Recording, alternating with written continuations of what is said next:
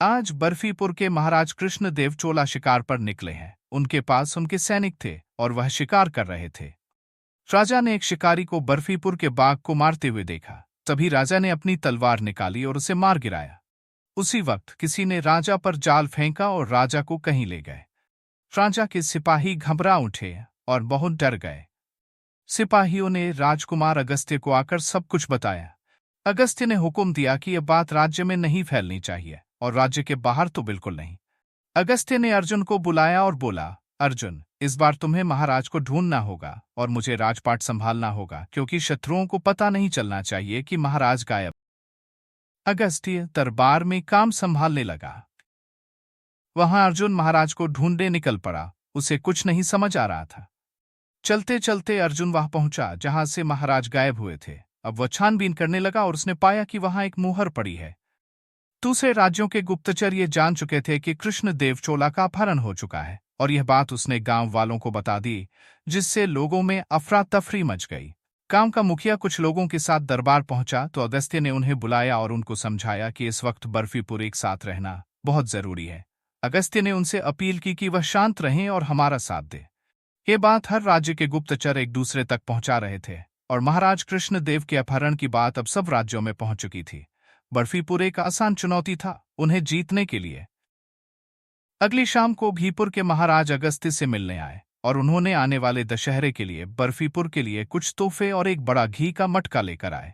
ये घड़ा बहुत विशाल था। घीपुर के महाराज बोले कि इस बार हम जलेबी देसी घी की ही खाएंगे और बर्फीपुर में ही दशहरा मनाएंगे।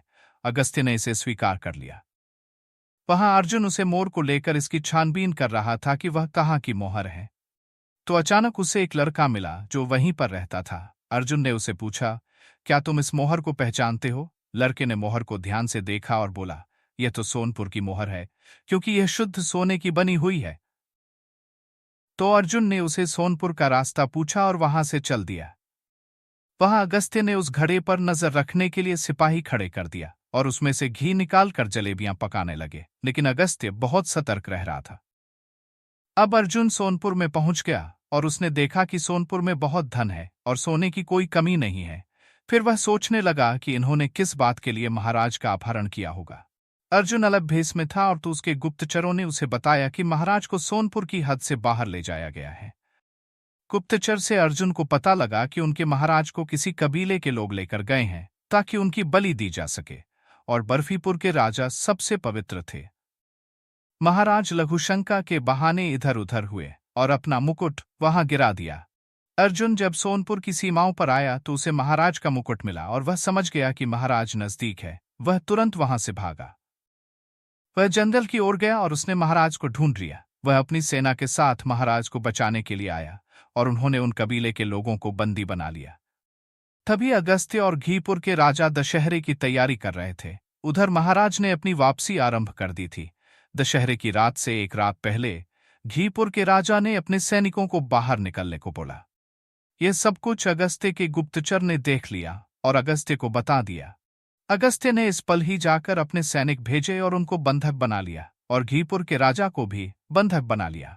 अगस्त्य की कुशलता और सतर्कता ने आज बर्फीपुर को महाराज की अनुपस्थिति में भी बचा लिया। शाम होने पर अर्जुन महाराज कृष्णदेव को वापस ले आया और मैदान में महाराज ने रावण का दहन किया। ऐसे बर्फीपुर पर आए संकट को अगस्त्य और अर्जुन ने मिलकर हल किया।